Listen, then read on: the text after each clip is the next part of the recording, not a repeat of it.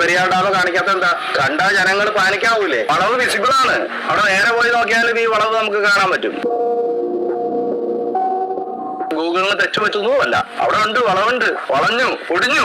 അത് അവിടുത്തെ എഞ്ചിനീയർ തന്നെ സാക്ഷ്യപ്പെടുത്തിയിട്ടുണ്ട്. ഈ എംപവേർഡ് കമ്മിറ്റിയുടെ അടിയിൽ ഒരു സൂപ്പർവൈസറി കമ്മിറ്റി, അതിന്റെ അടിയിൽ സബ് കമ്മിറ്റിയിൽ ഒരുപാട് എഞ്ചിനീയേഴ്സ് ഉണ്ട്. അതിലൊരു എഞ്ചിനീയർ തന്നെ സാക്ഷ്യപ്പെടുത്തിയിട്ടുണ്ട് ഡാം വളഞ്ഞിരിക്കണമെന്ന്. അപ്പൊ ഈ വളവുകൾ യാഥാർത്ഥ്യമാണ്, ഫോട്ടോ പ്രോസസ്സിങ്ങിന്റെ ഭാഗമായിട്ടൊന്നും വന്നതൊന്നുമല്ല.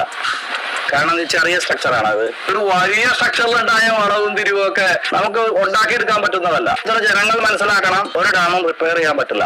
ഒരു ഭിത്തി, ആ ഭിത്തിയുടെ ഇപ്പുറത്ത് വെള്ളം, ആ വെള്ളത്തിൽ നിൽക്കുന്ന ഭിത്തിയിൽ എന്ത് റിപ്പയർ ചെയ്യാൻ പറ്റുന്ന? ഭാരം കൂട്ടാൻ വേണ്ടി ഇവർ ചെയ്തതെന്ന് വെച്ചാൽ ഡാമിന്റെ മുകൾ ഭാഗത്ത് ത്രൂ ഔട്ട് 1.5 മീറ്റർ കനത്തിൽ കോൺക്രീറ്റ് ഫില്ല് ചെയ്തു. വെയിറ്റ് വന്നപ്പോ ഈ സുർക്കിയെല്ലാം ഇതിന്റെ ഉള്ളിൽ നിന്ന് ഒഴുകിപ്പോയി. വലിയ പതോൾസ് സൈസസ് ഫോം ചെയ്തിട്ടുണ്ട്. ഇതിന്റെ ഉള്ളിൽ ഭയങ്കര കൊത്തുകൾ ഫോം ചെയ്തിട്ടുണ്ട്.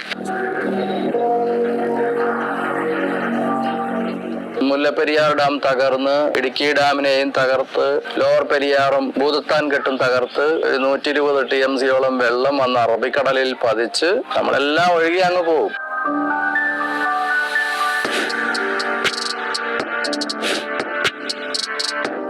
ഒരു ഡാമിന്റെ മുൻവശം, അതായത് ജലം കിടക്കുന്ന വശമല്ല, മറുവശം ഡ്രൈ ആയിരിക്കണം. മുല്ലപ്പെരിയാർ ഡാമിന്റെ ആ മുൻവശത്ത് ഒരു ആന പോയി നിന്നാൽ ആന ആ ചതുപ്പിൽ താഴ്ന്നു പോകും.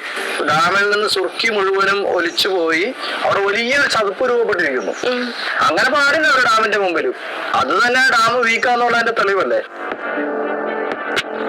ആ സുർക്കി എന്ന് പറയുന്ന കോൺക്രീറ്റിന് ഇന്നത്തെ M30 കോൺക്രീറ്റിനേക്കാൾ 6 മടങ്ങ് ശക്തി കുറവാണ്.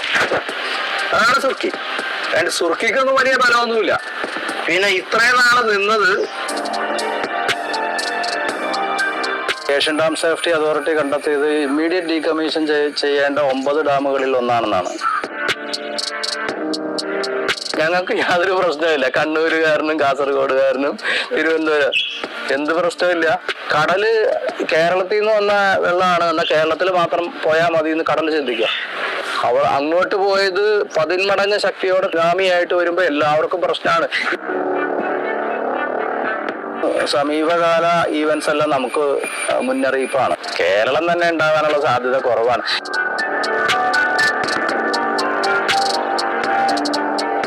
ഇത്രയും വെള്ളം ഇങ്ങനെ ഒഴുകി അങ്ങോട്ട് പോകുമ്പോൾ ആ ഒഴുകി പോകുന്ന സ്ഥലം ഇതാവും. അങ്ങോട്ട് തട്ടുന്ന അവന്റെ തല അവിടെ പോയി ഇടിക്കുന്നു, ഇങ്ങോട്ട് തട്ടുന്ന അവന്റെ ശരീരം പോയി ഇടിക്കുന്നു. അപ്പോൾ ഒരു കോൺക്രീറ്റിന്റെ കമ്പി നിൽക്കുന്നു, അവന്റെ വയറ് കുത്തി കീറുന്നു.